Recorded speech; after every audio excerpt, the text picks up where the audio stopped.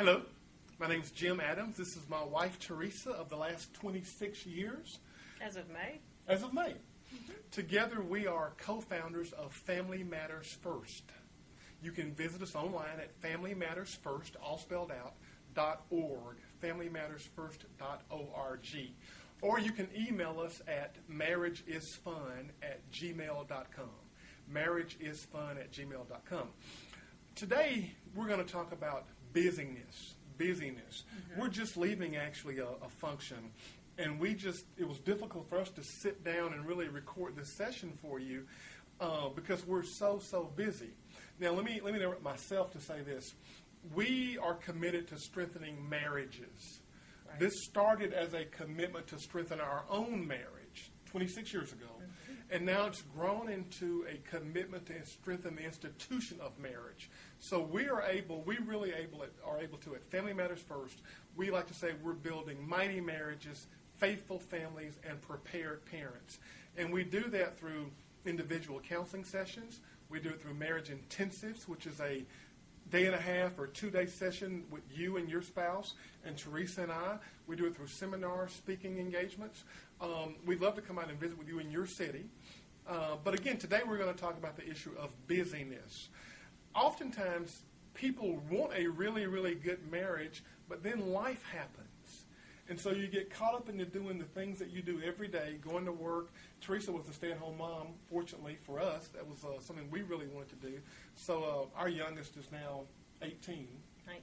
Oh, 19 last month. Man, hey, Elizabeth. So Elizabeth's 19. I was just seeing if you were paying attention. I knew that. Okay. So, but with 4 children, we're extremely busy, but we were never too busy to work on our relationship. Now, Teresa sees people every day in the counseling room. How does busyness hurt relationships? Well, busyness, and I want you to understand busyness is a ploy from the devil. Okay. It takes your mind away from the focus of the... It's a diversionary tactic. There you go. That sounds good, yes. So it takes your mind away from what your marriage is all about. Okay. It takes it away by just... and a lot of times giving you other stuff that's not bad stuff, like soccer, basketball. And not only those type things, but even as a Christian woman, you can be put into positions of in the church. Chairing this committee, doing this program. Doing this committee, doing this program, going to the prison ministry, doing all these different things. And this is all good. Good things. Good things. All good in certain seasons of your life. Right. When you have children and a husband, they take precedent. And men, when you have children and a wife, let me tell you something I used to ask our children all the time. Follow me on this, guys. Is your dad a great dad?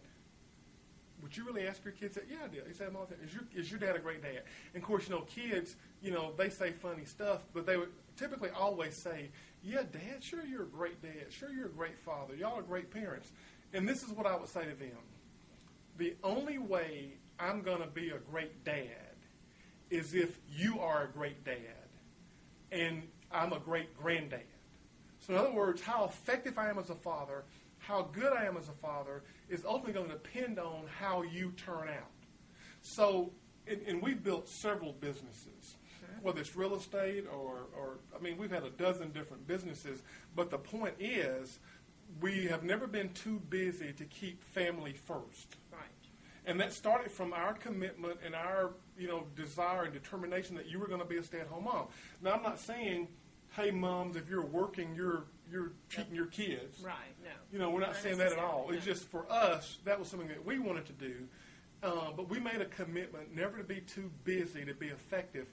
We would take time out. You remember when we first started going to seminars? Mm-hmm. When we first started going to marriage seminars 20-plus years ago, we would say to friends, hey, we got a marriage seminar this weekend. We're headed out, for the weekend. And our friends would say, oh, we're so sorry. And what are you talking about? Because in their mind, going to get trained and educated on your marriage was synonymous with there being something wrong, which is ridiculous. So the whole idea that we're going to get, you went to college to be whatever you went to college to be, that doesn't sell down. Yeah, I'm getting too excited. Yeah, you are. That drives me crazy. I mean, the whole thing, I'm going to improve myself, but that's a sign of a problem. Actually, it's a sign of a problem if you're not trying to improve yourself. So... And also, I want to bring out the importance of family in that if we don't get a handle on our families, our children, this whole foundation, then consider our world going totally away. It's gone. Well, what you're saying, what I always say is, chronologically, institutionally, here are how things happen. First, the family was created, then the church, then government. That's the chronological history of how God ordained this institutionally. So, since that's true, so goes the family, so goes the church, so goes government. Government's not going to fix the family. The church is not going to fix the family. It's up to that basic fundamental unit, the family, to fix everything else.